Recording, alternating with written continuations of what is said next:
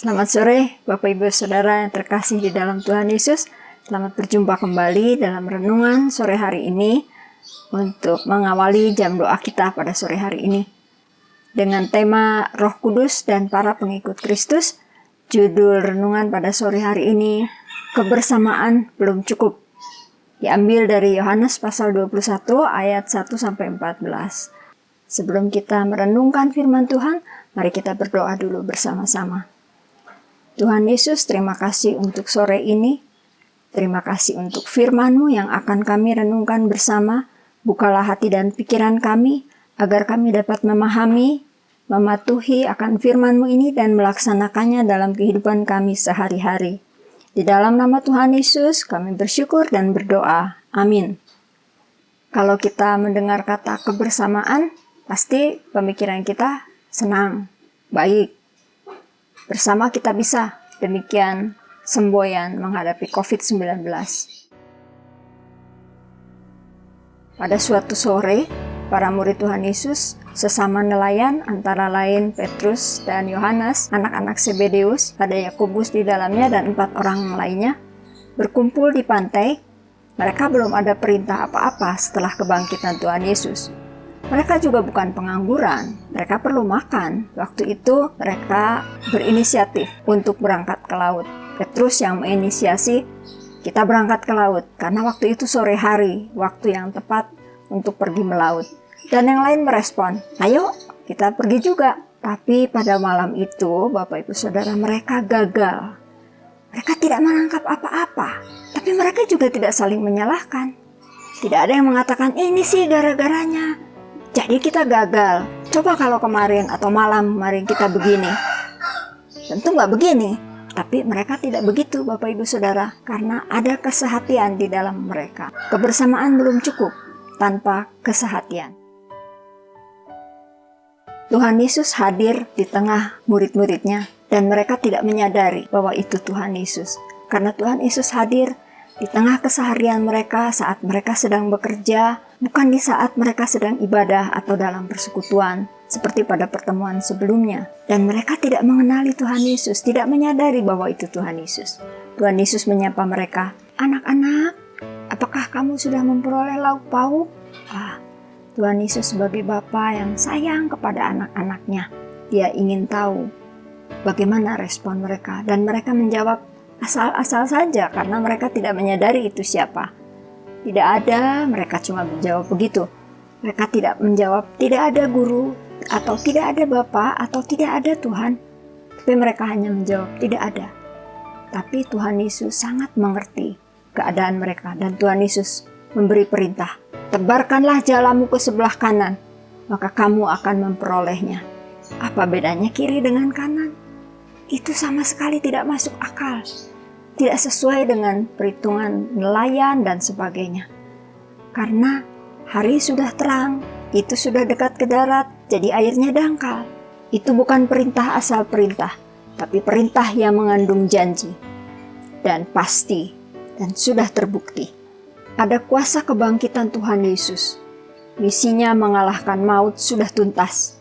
Kuasa itu sangat nyata dalam keseharian para murid Tuhan Yesus. Hasilnya luar biasa. Mereka mendapat ikan yang besar-besar, ikan yang banyak sekali, tapi jalannya tidak koyak. Melihat keajaiban itu, Yohanes, murid yang sangat mengasihi Tuhan Yesus, murid yang peka terhadap kehadiran Tuhan Yesus, berkata kepada Petrus, itu Tuhan.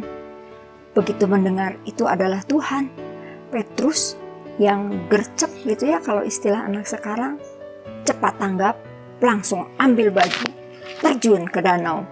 Maksudnya ingin menghadap Tuhan Yesus. Dia harus pakai kostum yang rapih, bukan kostum nelayan. Karena dia mau menghadap Tuhan. Tidak seperti zaman sekarang, ibadahnya online, jadi ya bajunya asal aja lah. Ke baju tidur juga nggak apa-apa, sambil duduk-duduk, ngopi-ngopi, santai-santai. Nanti kalau bisa nyanyi ikut, kalau nggak bisa ya udah baca koran dulu. Nanti begitu khotbah, kalau khotbahnya menarik, dengar. Kalau enggak, cari yang lain aja. Tapi pada saat itu murid-murid tidak seperti itu. Petrus duluan ke darat menemui Tuhan Yesus. Tetapi murid yang lain tidak protes. Mereka tidak bilang, bro, ini gimana? Ikan-ikan kok dibiarin? Yang ngajak juga siapa? Kesehatian mereka membuat mereka mengerti betul siapa Petrus. Setelah menghadap Tuhan Yesus, Petrus kembali ke danau, ke perahu, kepada teman-temannya, menyelesaikan tanggung jawabnya, membawa ikan-ikan bersama-sama dengan teman-temannya ke darat. Begitu murid-murid sampai ke darat, sudah ada api arang dan di atasnya ada ikan dan roti. Wah, Tuhan Yesus sudah menyediakan bagi murid-muridnya. Tuhan Yesus mengerti murid-muridnya lapar, lelah, karena Tuhan Yesus adalah Allah yang menyediakan. Jehovah Jireh, luar biasa. Tuhan Yesus katakan, marilah, sarapanlah. Wah, enak ya. Tapi Tuhan Yesus berkatakan, bawalah beberapa ikan. Kemudian Tuhan Yesus memberi mereka makan bersama-sama. Bukan karena Tuhan Yesus tidak punya ikan, tetapi Tuhan Yesus menghargai jerih lelah para murid.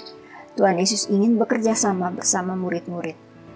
Kesehatian murid-murid mengizinkan mereka untuk menikmati berkat Tuhan bersama-sama. Sebagai jemaat Tuhan, kita perlu belajar dari para murid Tuhan Yesus, terutama di tengah gelombang, laut, dan ombak pandemi saat ini. Andalkan Tuhan, sekalipun kita sudah ahli. Yeremia 17 ayat 5 mengatakan, terkutuklah orang yang mengandalkan kekuatannya sendiri, orang yang mengandalkan manusia. Kesehatian membuahkan hasil yang menakjubkan. Mujizat Tuhan terjadi. Sehati menjangkau jiwa, sehati saling mendoakan, saling mendukung. Ketika ada anggota jemaat yang memerlukan darah, yang lain siap mendonor. Kita perlu sehati agar kita dapat menyadari kehadiran Tuhan, terutama pada saat kita menghadapi tekanan hidup, stres, frustrasi, atau lainnya. Seringkali kita sibuk sendiri mencari jalan keluar untuk persoalan yang kita hadapi. Telepon sana sini, searching di Google, nanti kalau sudah mentok baru minta bantuan doa. Kebersamaan belum cukup, Bapak Ibu Saudara. Perlu kesehatian, kerjasama, melakukan bagian masing-masing, tapi tetap menghargai bagian dan karya orang lain. Menghargai kebiasaan orang lain. Yang satu senang cepat-cepat, yang satu lambat-lambat, tapi pasti kita bisa bekerja sama. Tidak gampang, Bapak Ibu Saudara, tapi kita bisa minta pertolongan Roh Kudus supaya kita bisa berproses. Sebagai penutup, saya akan menyampaikan nasihat Rasul Paulus dari Filipi 2 ayat 2-4 bagi kita semua. Hendaklah kamu sehati sepikir dalam satu kasih, satu jiwa, satu tujuan, dengan tidak mencari kepentingan sendiri atau puji-pujian yang sia-sia. Sebaliknya, hendaklah dengan rendah hati yang seorang menganggap yang lain lebih utama daripada dirinya sendiri, dan janganlah tiap-tiap orang hanya memperhatikan kepentingannya sendiri, tetapi kepentingan orang lain juga. Amin. Tuhan Yesus memberkati.